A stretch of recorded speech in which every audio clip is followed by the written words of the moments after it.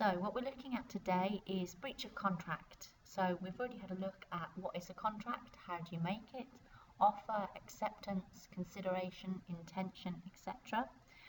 But now we've got to have a look at what happens if it all goes wrong. So for a contract to exist, we know that you have to have had offer and acceptance. But breach of contract takes place where either party fails to perform an obligation, so they're supposed to do something and they don't. If they fail to achieve the standard set, so they fall below the standard expected, or they repudiate the contract unlawfully. So what do we think repudiate might mean, and how would you relate that to a breach of contract?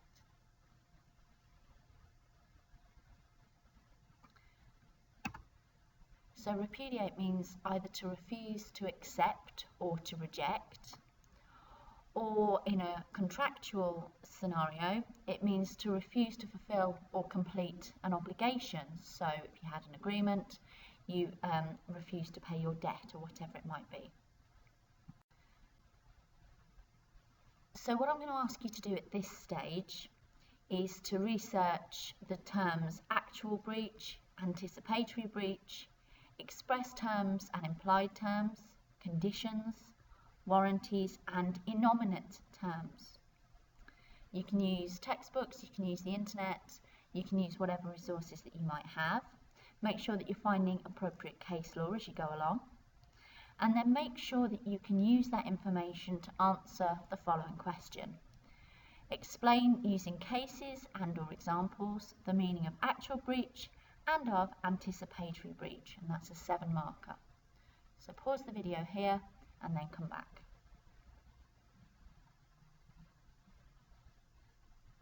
So I'm assuming that you've done your research task and you've got all the information that you require.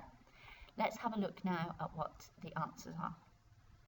So starting with actual breach, this can take place in 3 ways. You might have no performance at all. You might have substandard performance, or you might just have part performance. So let's think about a contract with a window cleaner. You've engaged a window cleaner and you've agreed to pay them £5 to clean all of your windows at the front and back of your house. It would obviously be no performance if they failed to turn up at all. If the window cleaner turned up and cleaned all of the windows that you had asked, but they were dirtier than when they started, that would be substandard performance. And if they only cleaned the windows at the front and not the windows at the back, as agreed, that would be part performance. So we've looked at actual breach, when the actual breach has actually happened. But we also need to know about anticipatory breach.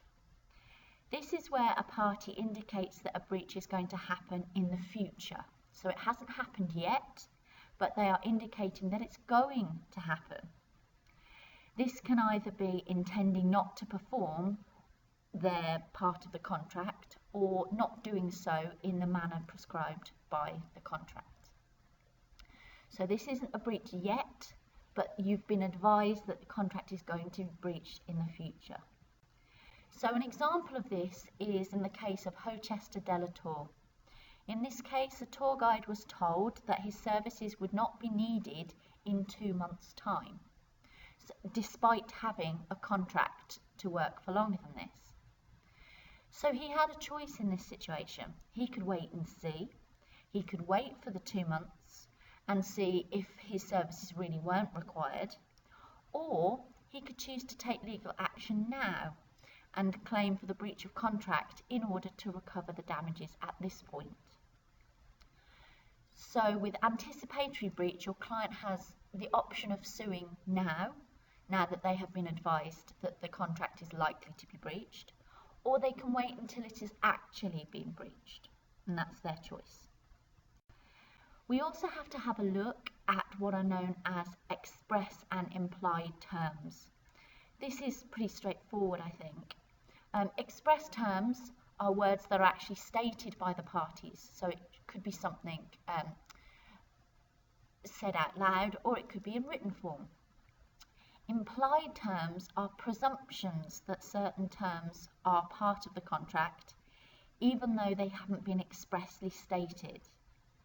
So what I'd like you to do at this point is have a think about an example of an express term, have a think about an example of an implied term. So let's have a look at this brief scenario. I asked Glenys to drive me to Wales on Wednesday afternoon and I will pay her £40. So what are the express terms of this agreement and what are the implied terms of the agreement? Pause the video here and have a think about what you think. So I'm assuming that you've paused and you've thought. The express terms of this agreement are the things that are written on the screen. The person is Glenys. I've asked her to drive me to the location of Wales on Wednesday afternoon and I will pay £40 for that service. So the express terms are clearly written. But what about the implied terms? Well, by me asking Glenys to drive me to Wales, it's implied that she has access to a car and that she's suitably qualified to actually drive that car. So other types of breach, other things that we need to know about. So the terms of the contract have almost different values. A condition is the heart of the contract, and you can sue for damages or end the contract if there is a breach of condition. There's also warranties. Now these aren't the heart of the contract and they're more sideline issues. And you can't cancel the contract for a breach of warranty, but you would only be able to sue for damages. So you wouldn't be able to end the contract, just sue for damages. We then have what's known as an innominate term. Now these are far less clear, and it isn't until the contract is actually breached that you know what the impact is on an innominate term. So you don't know whether it will act as a condition or as a warranty. So let's have a look at some examples to see how these work in practice. First of all, if we have a look at a warranty, there was a case called Bettini and Guy from 1876. This was a case about a performer in a performance who wasn't able to come to all of the rehearsals for that performance. And this was categorised as a breach of warranty. It wasn't the heart of the contract, but it was an important sideline issue. So the claimant was able to sue for damages, but wasn't able to actually end the contract and replace the performer for missing rehearsals. Let's compare that to Poussard and Spears and Pond. This was a breach of condition. Very similar situation, but in this case, the performer couldn't come to some of the performances. Now clearly, a performer performing is the heart of the contract, and for that reason it was a breach of condition, and the claimant was able to end the contract and to claim for damages. So we can see an example of an innominate term in the case of Hong Kong Fur and Kawasaki. This was where we had to consider the seriousness of the breach to determine whether the contract should end or whether the claimant should just be awarded damages. The issue was the claimant booked some cargo onto a cargo ship that was said to be in every way fitted for ordinary cargo. But in reality, the ship was in a poor state of repair and was incompetently crewed. The claimant at this stage sought to end the contract, to terminate the contract, and to sue for damages.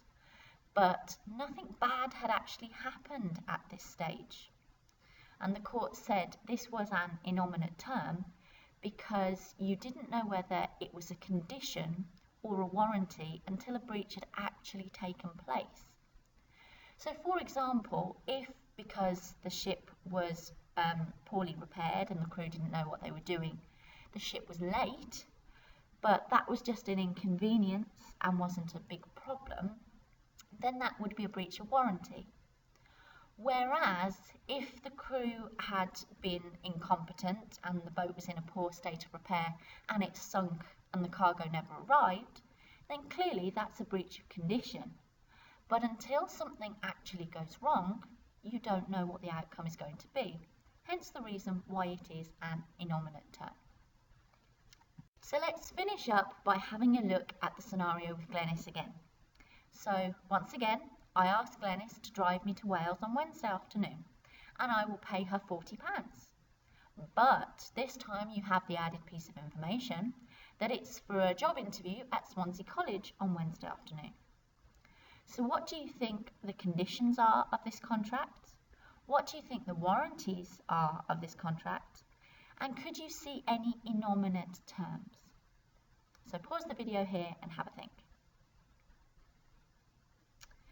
So the conditions of the contract, the heart of the contract is, I need to get to Wales, more specifically Swansea, on Wednesday afternoon. And that's the condition of the contract for me.